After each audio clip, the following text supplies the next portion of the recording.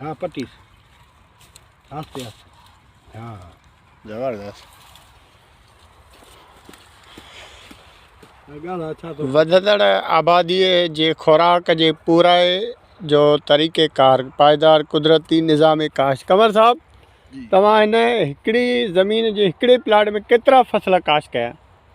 कामदीन भाई हीअ ज़मीन अलाह जे अज़ीम नेमतुनि मां हिकु नेमत आहे ऐं हिन ज़मीन जो असांजे आबादगारनि लाइ मुंहिंजो मैसेज आहे त असां हिन ज़मीन जो क़दुरु कयूं ऐं हिन ज़मीन जे हर हिकु इंच मां फ़ाइदो खणूं।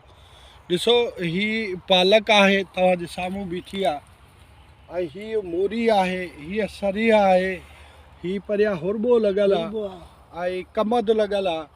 हिन सां न रुॻो असांजे काश्तकार खे इज़ाफ़ी इनकम थींदी त इन सां गॾोगॾु असां ईच ऐं एवरी इंच जी प्रोडक्शन खणंदासीं जंहिंसां असांजा करंट एक्सपेंसिस ख़तमु थींदा। हिन ज़मीन में को कलर कोन्हे लॻल, को ज़हर कोन्हे लॻल ऐं को कीमियाई भाण कोन्हे लॻल। ही प्योरली 100% ऑर्गेनिक आहे। हिन ते को ख़र्चो कोन्हे। ही सिर्फ़ु लीव्स रखे असां मल्च कई आहे जीअं कोल्ड टैम्परेचर खां हींअर बचंदी ऐं असांजो माइनस बि अचे पियो हार्ड टैम्परेचर ऐं 8-9 ताईं अचे पियो ॾींहं जो 27-28 आहे। ऐं जॾहिं मई जून थींदी त असां वटि 45-50 टैम्परेचर थिए थो, फील्स लाइक 55-58 ताईं वञे थो।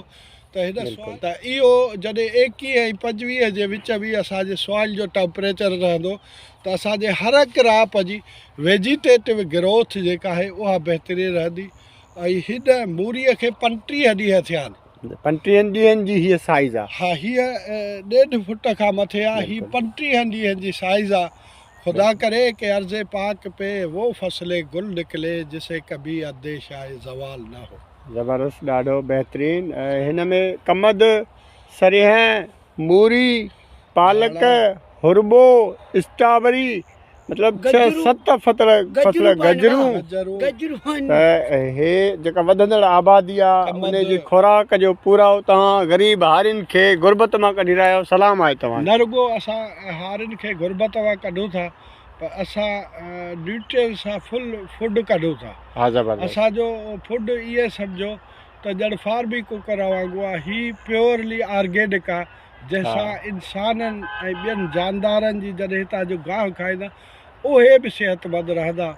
ऐं हिन कम जो पूरे जो मक़सदु हीअ आहे। अहिड़ा 30 जायुनि ते मुंहिंजा प्लाट आहिनि ऐं अलाह कंदो हीअ ॾींहों ॾींहुं मल्टीप्लाई थींदा। ऐं इन बि एहसानमंद आहियां पंहिंजे सेठ यूसुफ साहब जो इंतिहाई जंहिं मूंखे हिन कम ते आमादा करे क़ाइल करे मूंखां इहो कमु वरितो। कमु कुदरत वारे वरितो पर हुन जूं महिरबानियूं ऐं कोशिशूं शामिलु हुयूं।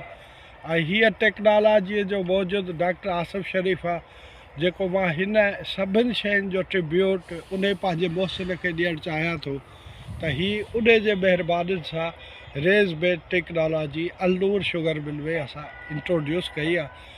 कमरदीन Dahri AGM research and development. ॾाढो ज़बरदस्त। ही फ्रूट ऐं सब्जियूं जेको आम मार्केट में आहिनि ऐं हितां जेको खाइजनि थियूं त ज़ाइके में केतिरो फ़र्क़ु आहे? कामदीन भाई इहो तव्हांखे इहे सम्झो त टेस्ट ऐं न्यूट्रियस बि राति ॾींहं जेतिरो फ़र्क़ु आहे। ज़बरदस्त। ऐं उन सां गॾोगॾु हिन में जेका स्ट्रॉबेरी आहे ऐं जेके ॿी वेजिटेबल्स आहिनि उन जो तव्हां खाइण सां न रुॻो ज़ाइको महसूसु कंदव पर तव्हांजे पंहिंजे जिस्मी हिन क़ुवत मुदाफ़ियत पैदा थींदी। तव्हांजे जिस्म जो इम्यूनिटी सिस्टम वधंदो ऐं अलाह कंदो हिन फूड खाइण सां तव्हांखे बीमारियूं बि कोन लॻंदियूं। ॾाढो ऐं ज़बरदस्त। मुंहिंजो मैसेज आहे त ख़ुदा करे ही मुंहिंजे आबादगारनि खे सम्झ में अचे त हर को पंहिंजूं भाॼियूं कढे। असां ज़रई ज़मीन हूंदे मार्केट मां ज़हर आलूदा सब्जियूं वठी पंहिंजे बच्चनि खे खारायूं था। ये कामदीन आप देख रहे हैं तो जिस दहकान से मुयसर न हो रोज़ी ऐसे गोशाए गंदम को जला डालो। ये जो हम जहर लगाते हैं, कीमियाई खादें लगाते हैं और हल ज़्यादा देते हैं उससे हमारे नुकसानात बढ़ रहे हैं। तो ये वो तरीका है कि जो कि ज़मींदार को सस्टेनेबल एग्रीकल्चर के मेथड से ये वो है और इंशाल्लाह ये इन फ्यूचर डबल नहीं होंगे, मल्टीप्लाई होंगे। थैंक यू वेरी मच हिते यको वठी मथे ताईं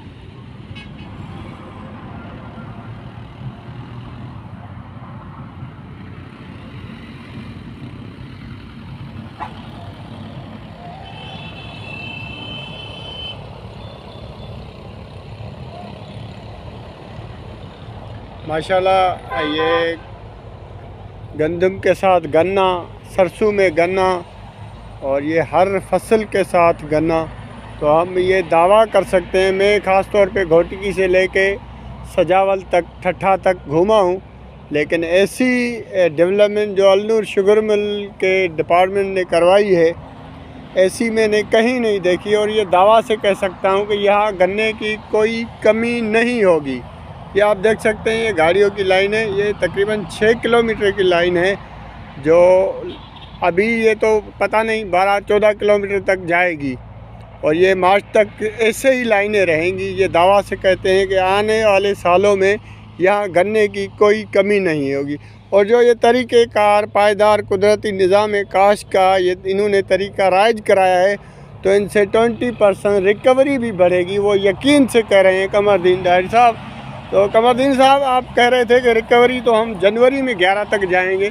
अगर ये पायदार कुदरती निज़ाम काश वाला फसल आइंदा साल आएगा तो कहाँ पहुँचेगा? देखो, इस सारी मेहनत और इस मुशक्क़त का जो सिला है वो ये है कि हम इस धरती से न सिर्फ फी एकड़ पैदावार बढ़ाएंगे, लेकिन हम एवरेज क्वालिटी क्रॉप पैदा करेंगे। गंदम का, गन्ने के फसल में जहर नहीं देंगे, केमिकल नहीं देंगे। तो डेफिनेटली कुदरती तौर पे जो गन्ना होगा हमारा, उसकी रिकवरी भी हम 15 से 20% बढ़ाने का आने वाले 3 सालों में ये हमारा मरबूत इरादा है। और अल्लाह ताला से दुआ है कि हम इसमें कामयाब हों और इंशाअल्लाह आपकी दुआओं से इन फ्यूचर हम इसकी कम से कम 20% रिकवरी बढ़ाएंगे। ज़बरदस्त है। और इंशाल्लाह ये जो सिम्टम्स नज़र आ रहे हैं, तो ये हासिल करना कोई बड़ी मुश्किल बात नहीं है।